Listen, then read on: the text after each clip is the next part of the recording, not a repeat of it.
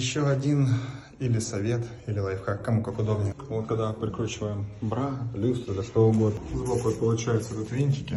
Чтобы прижать, нужно протянуть, естественно, закрутить. Мой совет: не пользоваться шуруповертом, потому что, ну, даже если возьмете длинную биту, под углом вы можете либо резьбу саму слезать, либо самое страшное, мы вот этим вот замечательным патрончиком черным можем чесануть об стену, потолок, ну, в зависимости какое покрытие, то есть там декоративка, венецианка, что угодно. Вот, и оставить черный след, испортить непосредственно готовый уже ремонт. Поэтому лучше всего берем обычную отвертку и всегда притягиваем отвертку, чтобы не испортить уже готовый потолок, потому что западают тонкие места, и тут мы можем уже пальцами нивелировать.